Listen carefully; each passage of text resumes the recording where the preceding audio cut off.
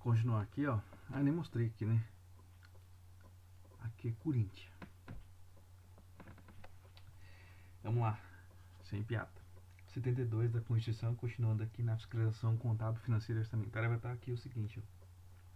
A comissão mista permanente a que se refere o artigo 166, parágrafo 1º. O que é essa comissão mista? É a comissão mista de orçamento lá, que vai ter lá entre as duas casas do Congresso Nacional, que a gente vai, que isso estuda lá na parte de orçamento da Constituição, que a gente vai ver isso mais um pouco para frente. Então essa comissão aqui, ó, diante de indícios de despesas não autorizadas, ainda que sob a forma de investimentos não programados ou de subsídios não aprovados, ou seja, diante de despesas não autorizadas, ainda que sob a forma de investimentos não programados ou subsídios não aprovados, poderá solicitar à autoridade governamental responsável que preste os esclarecimentos necessários. Vou ler até devagar para não travar aqui, que eu fico lendo rápido, né? Poderá solicitar à autoridade governamental responsável que preste os esclarecimentos necessários no prazo de 5 dias. Então aqui, ó, 5 dias. Parágrafo 1º. Não prestados os esclarecimentos ou considerados esses insuficientes, a comissão solicitará ao tribunal pronunciamento conclusivo sobre a matéria no prazo de 30, ou seja, a comissão mista do orçamento poderá solicitar à autoridade esclarecimentos no prazo de 5 dias, e se esses esclarecimentos não forem prestados, a comissão solicitará ao tribunal pronunciamento conclusivo no prazo de 30. Parágrafo 2º do 72. Entendendo o tribunal irregular a despesa, a comissão, se julgar que o gasto... Então, vamos de novo. Travou aqui. Entendendo o tribunal irregular a despesa, a comissão lá, mista do orçamento, se julgar que o gasto possa causar dano irreparável ou grave lesão à economia pública, proporá ao Congresso Nacional sua sustação. Então, entendendo o tribunal irregular a despesa, a comissão, se julgar que o gasto possa causar dano irreparável ou grave lesão à economia pública, poderá solicitar ao Congresso Nacional sua sustação. Artigo 73 vai voltar ao que a gente falou lá no começo do primeiro bloco aqui de fiscalização contábil, financeira e orçamentária, daquilo seguinte, ó. No TCU a gente tem 9 ministros, no TCE a gente tem 7 conselheiros, e no 75 que lá no 75 vai estar dizendo que a gente tem 7 conselheiros. No 73 vai estar falando que o TCU tem 9 ministros. No 75 vai estar falando que o TCE tem 7 conselheiros. E que é vedada a criação de tribunais, conselhos ou órgãos de contas municipais, que está lá no 31, parágrafo 4º. Então vamos lá, continuando aqui.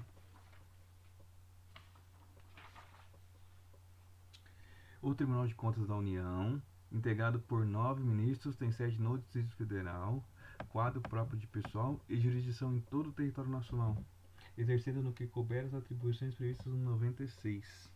96 da Constituição, aqui, ó, só para dar uma olhadinha aqui, o que está falando aqui no 96.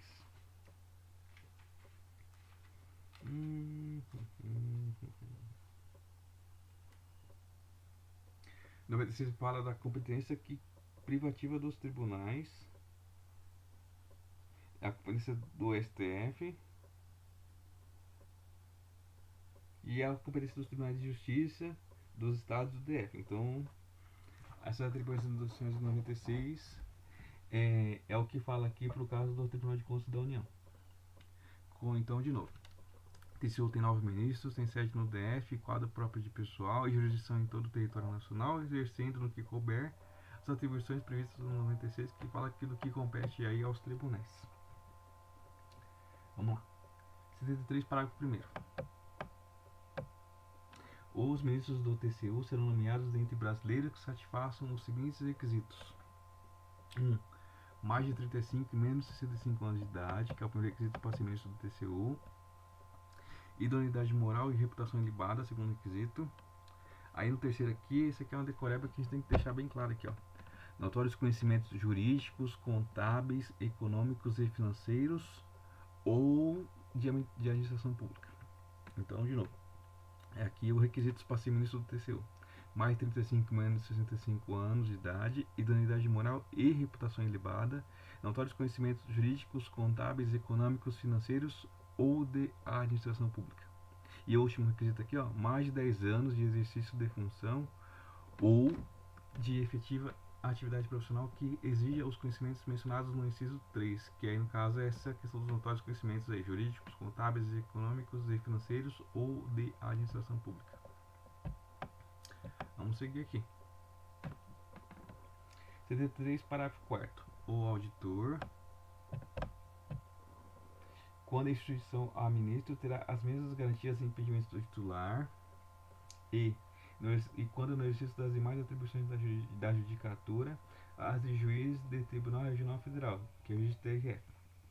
Então, o auditor, quando em substituição a ministro, terá as mesmas garantias e impedimentos do titular e, quando no exercício das demais atribuições da judicatura, terá aí as garantias e impedimentos de juiz de TRF. Agora, deixa eu fazer aqui uma... Deixa eu ver se eu faço aqui uma pausa, não. Aqui vai vir agora o 74 e o 75. Não, vamos seguir direto. Dá para continuar aqui.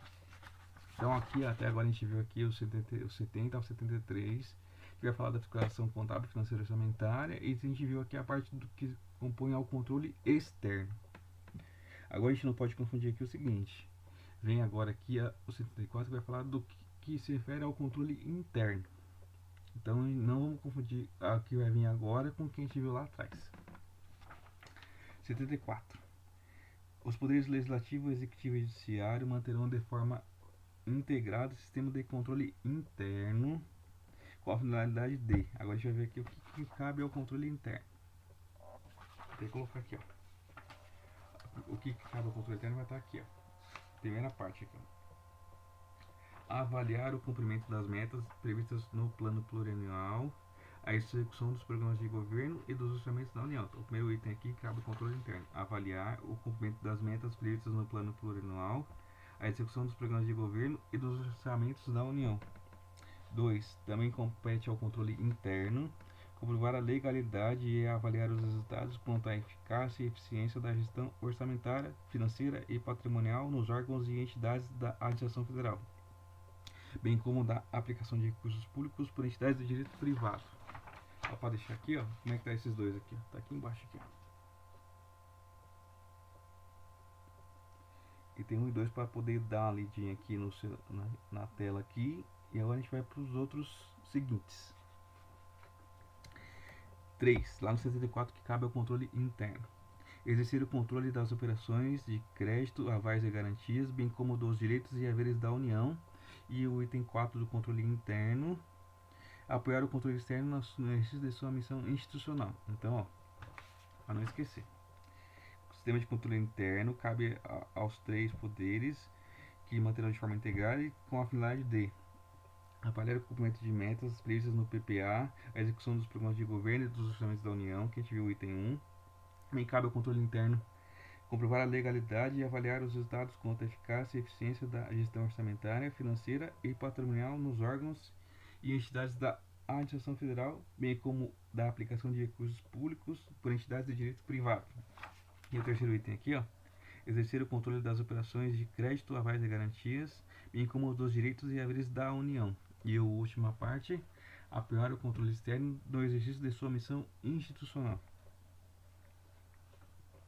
Parágrafo 74, parágrafo 1º. Os responsáveis pelo controle interno, ao tomarem conhecimento de qualquer irregularidade ou ilegalidade dela, darão ciência ao TCU sob pena de responsabilidade solidária. Aqui, ó. Aqui é a segunda parte que a gente leu aqui. E aqui é a parte que a gente viu agora.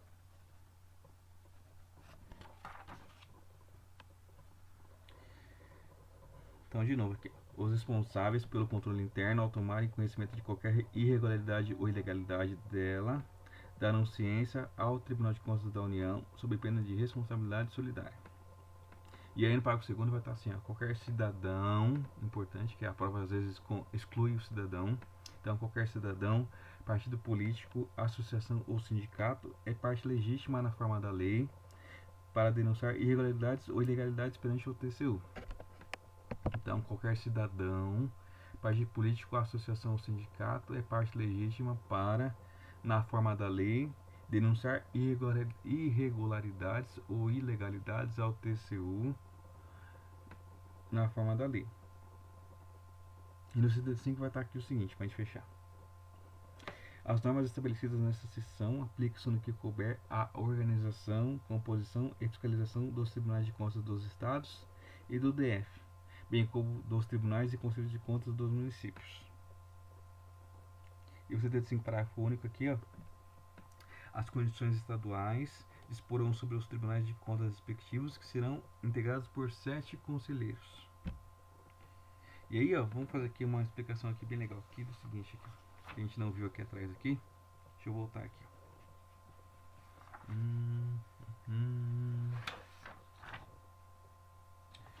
71, 72, 73. O que faltou colocar aqui, ó? Lá no 130 da Constituição fala aqui, ó, Ministério Público nos Tribunais de Contas. Aos membros do Ministério Público junto aos Tribunais de Contas aplicam-se as disposições desta seção pertinentes a direitos, vedações e formas de investidura. Esse aqui é um ponto importante. O segundo ponto aqui que faltou colocar aqui é o seguinte, ó. Deixa eu voltar aqui.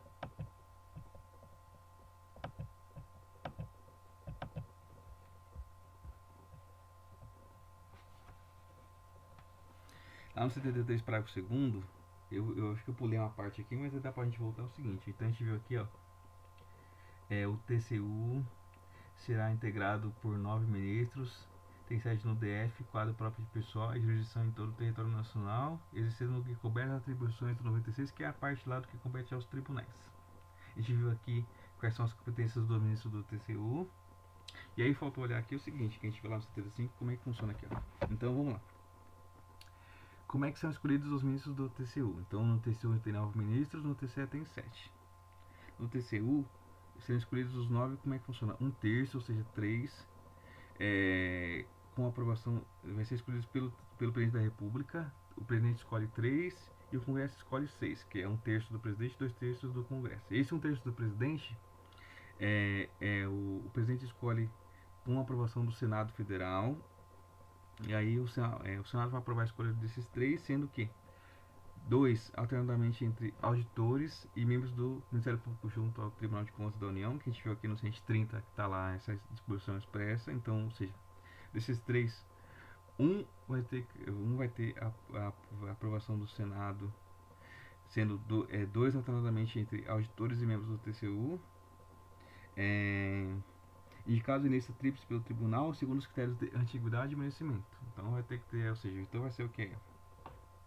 Dos 3 vai ser 1 livre pelo presidente e os 2 vai ser o que? Entre auditores e membros do TCU, sendo que esses três membros aí que o presidente vai designar, o Senado vai aprovar, segundo os critérios de antiguidade e merecimento. Então 1/3 pelo presidente e 2/3 pelo Congresso. E aí, esses ministros do Tribunal de Contas terão as mesmas garantias, prerrogativas, impedimentos e vencimentos e vantagens equivalentes a ministro do STJ, ou seja, então na regra, o ministro do TCU terá garantias, impedimentos, prerrogativas, vencimentos e vantagens iguais aos dos ministros do STJ, aplicando-se quanto à aposentadoria e pensão as normas do artigo 40, que é o regime próprio de previdência. E a parte do 103 para o 4 a gente já viu lá atrás. E o 135 vai falar o quê? Que o TCE é composto de 7 conselheiros. E aí como é que funciona a escolha desses 7? 3 pelo chefe do Poder Executivo Municipal. Aí dentro desses 3, cabe ao governador indicar um dentre auditores, outro dentre membros do Ministério Público junto ao Tribunal de Contas Estadual e um terceiro à sua livre escolha. E os outros 4 a Assembleia Legislativa vai estar escolhendo, ou seja, dos 9, então a gente viu lá que 9, 1/3 é do presidente e 2/3 é do Congresso, ou seja, 3 pelo presidente e 6 pelo Congresso. No TCE vai ser 3 pelo governador e 4 pela Assembleia Legislativa.